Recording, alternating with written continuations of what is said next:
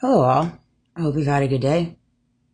I took a nap this afternoon. Oof, I was feeling so depleted.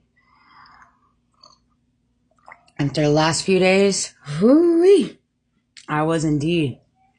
It was crazy. You can just feel like the thickness of energy. But there's some things that came to me. You know,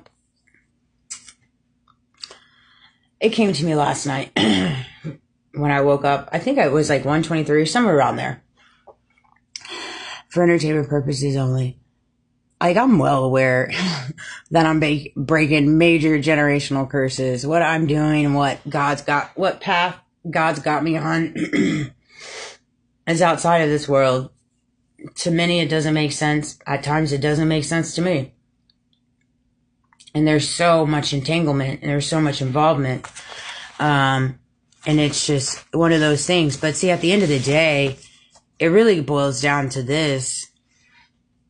Everybody's path isn't supposed to make sense to anyone other than you and God. You know, Source, the Most High, the Divine. You know, some people have easier paths, some have a little bit harder paths. But everybody has a path designed for them, their life, their destiny. We all have one. And we live in a world, for some reason, that just gets ruffled over just the smallest things, really. And it's so crazy how much patterns and synchronicities I see all day, every day when it comes to like planes, clouds, and birds, and songs, and vehicles. When it comes to my past relationship, and I know how entangled that is in this, and how much they've just tried to wage a war between us and keep us apart and create all these narratives and create all these illusions and all this madness. You know what I mean? And it's just one of those things. I'm well aware of it. It doesn't change the way that I move. It doesn't change the way that my heart moves. I still follow the beat of my heart. I talk about what I want to talk about. I say what I want to say. And God's got control of the wheels of my path, my future, my destiny. Nobody else does. Nobody else does. And that's the same thing that goes for you. And this is what came to me. Money buys immunity. It really does these days. It really does. It's been very, very difficult for me. I would say throughout the last 10 months, the hardest part for me is coming to the realization of just what people will do for money, and the extent level that they will go to, as well as what people will do to hide the things that they would do for money. And it's been very difficult for me because in my little world of worlds that I lived in, asleep, essentially, I knew that there was, bad in this world, but not to this extent. I just didn't realize it. I was just off in my own little bubble, my own little world. Because it's very hard for me. It's very hard for me. It's still very hard for me to imagine the magnitude of the egregious things that people will do. And the hardest part is what they'll do to kids, what they'll do to innocent people for no reason. Just no reason. It's just crazy. It really is just crazy. For entertainment purposes only, And to this day, I look at it like this. It's not that I'm not well aware. I just choose to turn a blind eye. It makes me feel better. It helps me sleep at night. It helps my heart beat. Is to just recognize what I am aware that surrounds me inside my home and outside my home, and the entanglements that are involved. And, to just allow God to handle it how he sees fit. That's just not something I can worry my heart with. I don't have that kind of heart to talk about people in such an egregious manner. It's just not in me. It never has been in me and it never will. And what people bestow onto me, what people have bestowed onto my son, what people have bestowed onto my previous connection is, something that they have to wrestle with. Something that they have to wrestle with. People know what they do.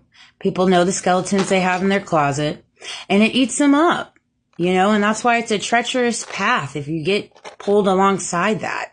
And 99% of the time, if you use money in different facets to do really, really horrible things to people, you're going to get sucked into different ways. Like, I equate money to evil and devil.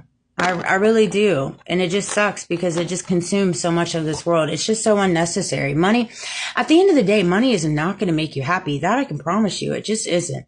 PTSD, manipulation, gaslighting. That's a big deal to me. That's a big deal. And it needs to be talked about. So there's PTSD that a lot of people in the military and different branches have based off different things that they have been subjected to outside of this world, the most egregious circumstances, fighting for our freedom. And look what we're doing to it. There's that portion of it.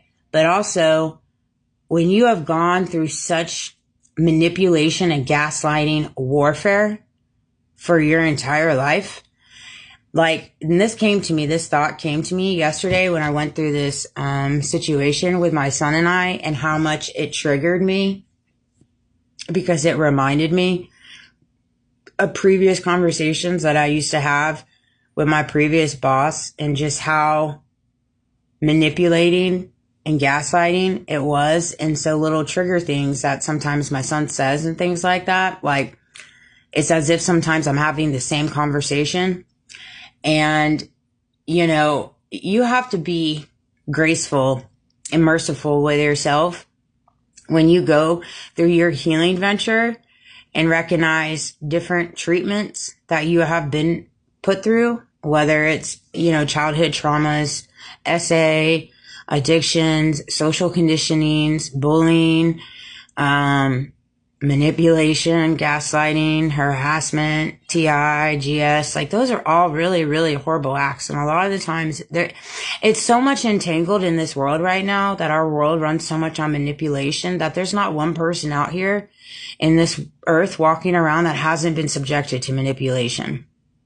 And until you become one with yourself and be empathetic and genuine and caring with yourself, and be like, you know what? That was not normal. That was not normal behavior. That was not normal conversation. That is not how people treat you when they support you and when they love you. And you recognize that. And then you go through the healing venture of it, and you feel the pain, you feel the wounds, you feel the hurt, you feel the betrayal.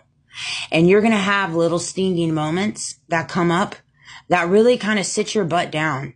And you're like, golly, man, I really, really was mistreated because I was so broken and unhealed, because I didn't know enough of what that I carried within myself, that I felt like it was okay to talk to me like that. It was okay to treat me like that, that this was normal behavior. And I hope this video makes sense for entertainment purposes only. But all I can say is this: be patient and kind with yourself. It's not one job to tell or convey a message that people have to go down a specific pathway. That's a video I'm going to do tomorrow. I'm going out with some girlfriends tonight. It's been a long time since I have, so we'll see. I've been going back and forth with it, but I think it'll be good for me. And there's so much when it comes to my surroundings, when it comes to my beautiful family. So anyways, I love you guys. Thank you for all the love and the support.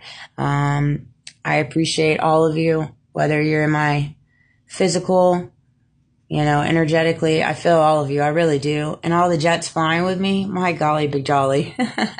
Y'all make my heart smile. You really do. You make my heart smile in so many different ways. Little things make my heart smile. I was just sitting outside. I was watching this video that Tate put out about generational curses and why it's so hard. And there was this beautiful it was either a dove or pigeon that landed right in front of me. And we generally don't have those in the backyard, and just was looking at me. And I was like, I know, God, I hear you. I hear you, baby. So things like that make my heart smile, Things like that I get a hoot out of. Things like that keep me going. little signs like that. When I see the jets fly and a song's listening to or something like that. I love you guys.